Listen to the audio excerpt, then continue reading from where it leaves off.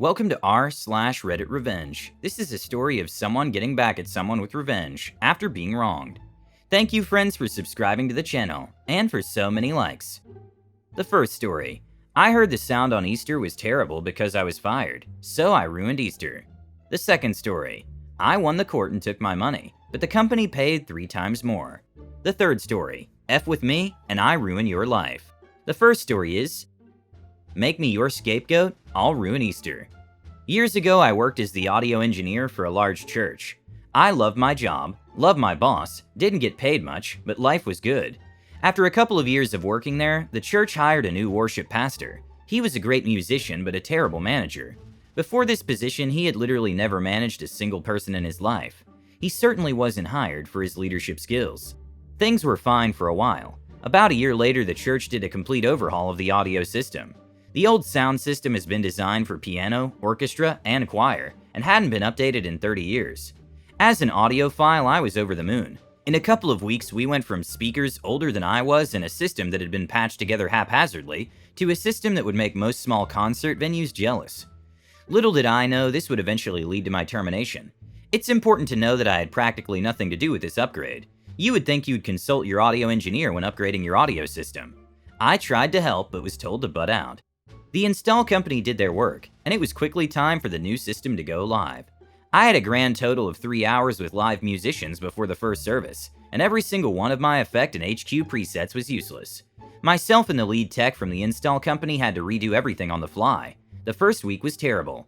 Volume spikes too high. Balance was bad. I was frankly embarrassed. The second week was okay, but not great.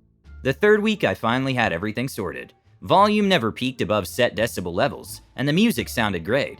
Now the problem with upgrading a 30-year-old system in a room where the same people hear it every week is that the perceived volume can feel much higher, even if the actual decibel level was the same. I tried to bring that up before the install, but what does an audio engineer know about things like that? Unsurprisingly, the small handful of rich old people who secretly ran the church with their checkbooks and had been complaining about the volume since long before I was ever hired redoubled their complaints. And the worship pastor made me the convenient scapegoat. A couple of months after the install, the worship pastor sat me down and gave me an action plan. 1. Lower decibel range and max dB. 2. Bring in the lead tech from the install team to fix compressors. Both myself and the install tech agreed what the worship pastor wanted to do would actually make the problem worse, but we did make other changes to EQ to help fix the problem. 3. All complaints were to be handled by the worship pastor. 4. Worship pastor would not lead worship 1 week, so he could be in the room and hear what the complainers heard. We had a follow-up meeting a month later. Worship pastor thanked me for making the changes, told me I did a great job, and complimented how great the music sounded when he listened to the room. Over the next year, I heard nothing else about volume complaints. I stuck to the updated dB levels, and as far as I knew, the problem was fixed. A year later, I was called into a meeting with the worship pastor, an executive pastor, head of HR. Executive pastor told me I was being let go for failing to adjust volume levels as directed by the worship pastor. I had not heard one word since the aforementioned meeting, where I was told I had done everything worship pastor had asked. Apparently my shock was evident, because the executive pastor said this shouldn't come as a surprise to me, because of the numerous conversations worship pastor had had with me. I told executive pastor that worship pastor had not said one word to me about volume levels, since he told me I did everything he asked a year ago. He showed me a folder full of documentation of verbal warnings that worship pastor had documented. Not one of them actually happened. The documentation of the above 2 meetings was there, with my signature acknowledging both. Everything else was an email from worship pastor to executive pastor about conversations that never happened. Until that moment, I thought we had fixed the problem, and if worship pastor had told me there was an issue, I would have fixed it just like I did the first time. Regardless, I was told they would need me to work the next 5 weeks, and that Easter would be my last day. I should have quit on the spot, but I needed the time to find a new job to support my family. I told them I would work until I found a new job. I'd give them 2 weeks notice, but if that happened to be before Easter, I wasn't going to jeopardize my new job for the place that's firing me. I found a great job in an unrelated industry, gave 2.5 weeks notice, and the Sunday before Easter was my last day. For those who don't know, Easter Sunday is the Super Bowl for churches. It's the single biggest day of the year. While working out my notice, I tried to sit down with the worship leader multiple times to go over things they would need to know before I left. He couldn't be bothered to speak with me. I tried multiple times to sit down with the new tech director to share this vital information. My old boss and friend had quit a while before. He also couldn't be bothered. I loved that church, but I was livid. You fire me for BS reasons, lying to HR about it the whole time? And as I'm trying to be the bigger person, you can't even find 30 minutes to talk with me about making this a smooth transition? Fine, I'll ruin Easter. Over the years I had worked there, I had asked multiple times to upgrade digital plugins for the soundboard. That was always denied, so I spent my own money to purchase these plugins. Every single sound that was heard during a service ran through multiple plugins, EQ, compressors, reverb, etc., that I had purchased with my own money, and the license was attached to my own account. Every change and tweak I had made was saved to one of these plugins. All it took was me logging out of that account, and they were back to day one after the audio install, but without the plugins we had used to fix the problem, and they didn't even know it. This is one of the problems I wanted to discuss with them before my departure, but they couldn't find the time. I heard later the sound on Easter was terrible, and many people who loved the new sound complained. After our conversation, the executive pastor did write me a glowing letter of recommendation, and referred me to another church for a job, which I was offered but did not accept. That was a little silver lining for me. If he had not believed me, he would not have gone out of his way to do that for me. Additionally, the pre- and post-service music was saved in my personal Spotify account, including the songs I had timed to go with the countdown timer. They also had multiple pieces of equipment out for repair at multiple different shops, worth thousands of dollars that only I knew where. I tried to give them all this info, but they couldn't be bothered, so I ruined Easter. The second story is, so I recently had a run with UPS. UPS smashed a nearly new MacBook that I sent with them. I asked them nicely to pay me back for it, and they arsed about, blaming me, blaming my packaging, saying it was impossible they damaged it, etc. I was able to prove my packaging was flawless and get a statement from the Apple shop that I took it to say it was damage caused by being dropped and thrown. I could also prove it worked when I sent it. They weren't interested and messed about for weeks, sending me from pillar to post, even threatening to make me pay interest on customs charges, which I wasn't liable for, as the laptop was smashed on arrival and thus worthless at import. I took it to small claims. They hired a lawyer who sent me letters saying they contested it and would go for full fees, etc. if I lost. I went for it anyway. I did law stuff in university, so I knew the basics and I thought my case was pretty clear-cut. I won. I won my costs back plus extra plus interest. They ignored the court order and did not pay. Now this laptop was originally being sent to my beloved mother-in-law. She asked me to help her with the problem, as UPS were also seriously harassing her for the customs fees. However, very unexpectedly, before I could resolve it, she passed away. It was the last thing she ever asked me to do for her. I love that woman more than pretty much any human on this planet. She was my mother, my best friend, and my mentor. Taking down UPS was now my personal vendetta. I researched my options. I could have taken the usual more conservative legal routes to reclaim my money. But no, F them.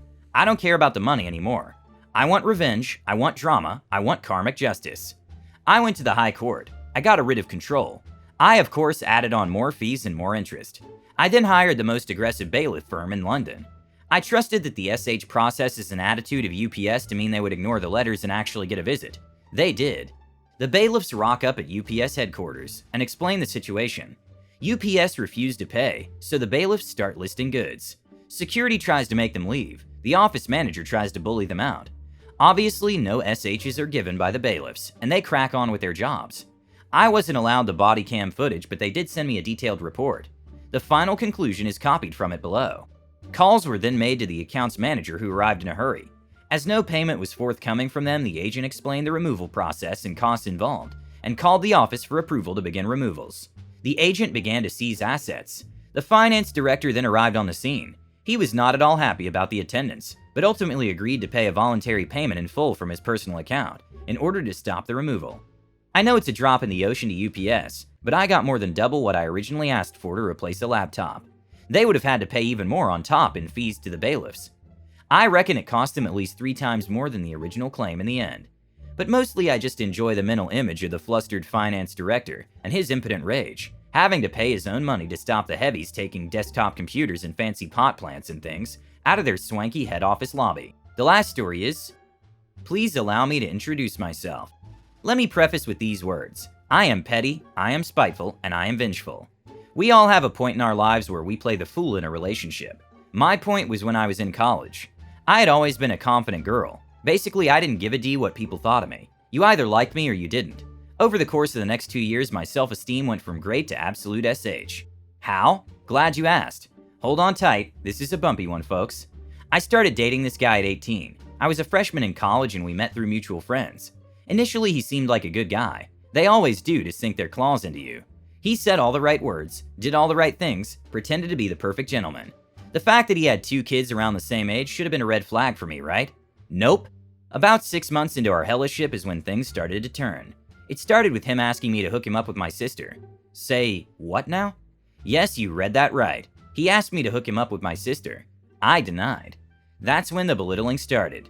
Now around the time I was 5'4", and maybe a $110 soaking wet, he would complain about my weight, constantly telling me that I was too thin. Then it went to how I dressed. I've always been a tomboy, and slowly over time I tried to change myself so that he would be happy. Then came the cheating. There was the woman he worked with.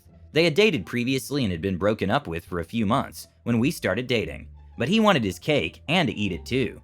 She was the first. Initially we didn't know about each other, but all things done in the dark must come to the light. We found out about each other. Did the both chicks confront guy deal, and yup, I stayed. She had nothing more to do with him. Still doesn't from what I know of. My parents hated this guy. They still hate him over a decade later, but the more they tried to keep me away from him, the tighter his grasp became. He actually told me at one point, "Doesn't matter what I do, you're always gonna come back." Year 2, he moved another woman into his house and made me the side chick. At this point, I had been considering joining the Air Force Reserves and had discussed it with him. Of course he was against it, but by this time his hold was loosening, and frankly I was beyond tired. Fast forward to the day I go to take my ASVAB. I'm in the car with my mom when he texts me and tells me that the chick he moved in with might be pregnant. That was officially my breaking point. I was done. Completely effing done. I took my test, marked active duty, and gave a big ol' FU to him. But now it was time for revenge. Remember my preface? That's where it comes in. The 2 women he had babies by didn't have him on child support. Well, that changed when I contacted them and gave them details about the conversation he had with me denying them. His job? Well, he lost that when the father of one of the girls came to his job, and an argument broke out between them in front of his boss. With no job, you can't pay a car note and it gets repossessed. Oops.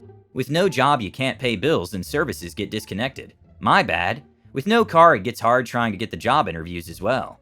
Meanwhile, I'm sitting there smiling as his life completely unravels, while I wait to go to basic training. 2 weeks before I'm scheduled to leave, he tells me that he needs me and that he loves me. He's surprised when I laugh and tell him to kiss my A. I shipped off to basic training happy as an effing clam. He was out of work for over a year. 10 years later, he's still struggling, and most of the paycheck he makes goes to back payment of child support. I hope you enjoyed the video. Hit the like button and don't forget to subscribe and turn on notifications.